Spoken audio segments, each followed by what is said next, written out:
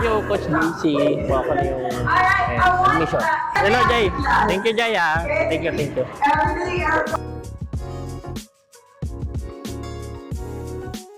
Dito akong isa sa Mlanang. Kanina pa nag-start, 11 ako dumating.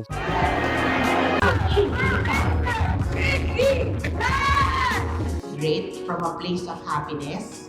And happiness is very, iba-iba tayo ng happiness. Ako, pakainin mo ako ng ice cream from Jollibee, masaya na ako eh. So, ewan ko sa inyo kung paano yung happiness nyo. I-treat kita.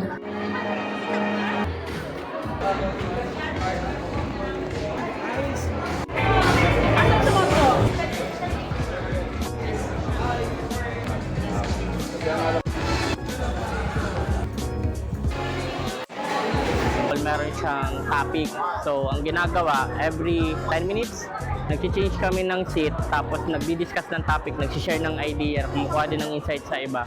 And when you talk to the client, naka-list down sa bro, kabulo mo sa industry, dali kayo mo makonect, dali kayo mo, kabulo mo eh. Kasi sa pagpapalitan, kasapot yun mo silang problema, therefore, client will feel more comfortable to hire you. Creator.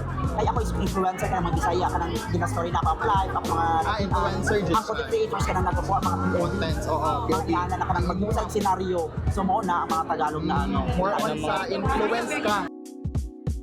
As example are those who pay the regular. Here on these chairs. Can you do that for me, please? And that problem is my problem. I've been offering courses online. Tapos I figured ang hirap naman diba? Actually, we've been talking about it ni Mami MK na parang paano mo sinasend yung 2,000, alam yun, access dun sa 2,000 people na nagbili sa'yo ng course.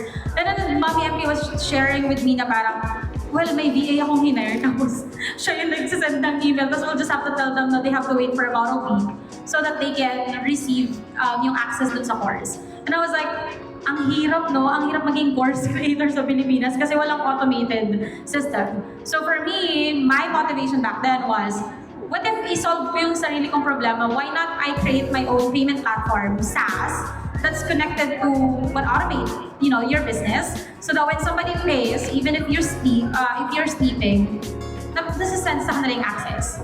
So for me, that's how I started my SaaS. And sometimes that's how you're gonna start too. Meaning, ano ba yung problema pwede kong i-solve myself or to someone else? And then you start there.